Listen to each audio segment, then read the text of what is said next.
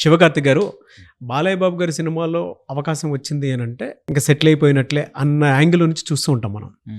అలాంటి ఆయన సినిమాలో అఖండాలో మీకు అవకాశం రావడం అనేది బోయపాటి గారు మిమ్మల్ని ఏ విధంగా చూస్ చేసుకున్నారు? ఎందుకంటే ఒక వర్కింగ్ ప్యాటర్న్లో ఉండేటువంటి మైండ్ సెట్ అయింది. అఖండ అనేది లైఫ్ టైం మెమరబుల్ ఫిల్మ్ అండి. First point. ఆ ఫిలిం ఎలా అంటే బోయపాటి గారి ఆఫీస్కి, సార్ ఆఫీస్కి నేను వెళ్ళినప్పుడు ఒకసారి క్యాజువల్గా అరౌండ్ 4:35 ఆ టైంలో అనమాట. సార్ క్యాజువల్గా హాల్లో అలా వాక్ చేస్తూ ఉన్నారు. ఆ టైంలో నా డెమో ఒకటి చూపించాను వెళ్ళి. సార్ నా డెమో ఒకటి చూడండి అంటే, తెలుసు కదమ్మా మీరు నాకంటే. కాదు సార్ ఈ డెమో చూడండి, యాజ్ అన్ యాక్టర్గా నాకు బాగా అనిపించింది ఫిలిం సార్ అని నేను ఒక డెమో చూపించాను. సార్ చూశారు, చూసి సార్కి బాగా నచ్చింది.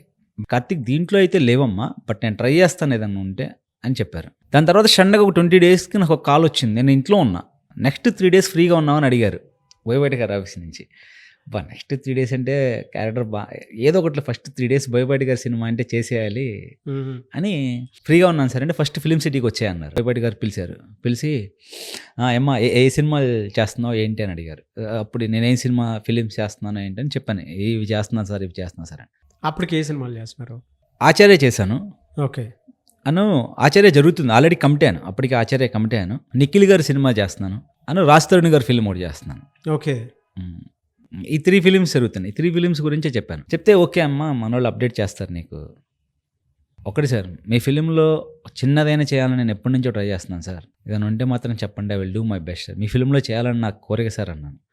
లేదమ్మా మన వాళ్ళు అప్డేట్ చేస్తారులే అన్నారు. అప్డేట్ చేస్తారులే అని సార్ వెయిటింగ్. కొంచెం నాకు నైట్ కాల్ రాలేదు, ఏంటి అన్న చిన్న ఇంటెన్షన్ ఉండింది.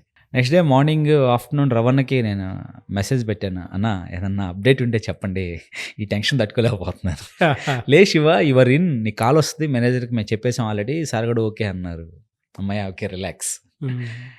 బోయపాటి గారి సినిమా నెక్స్ట్ 3 డేస్ ఫ్రీగా ఉన్నావా, ఏదేం చేయాలి అని వెళ్ళా. అప్పుడు కూర్చోబెట్టి ఎక్స్ప్లెయిన్ చేశారు క్యారెక్టర్. నేనైతే have to prove my self అని ఫిక్స్ అయ్యా.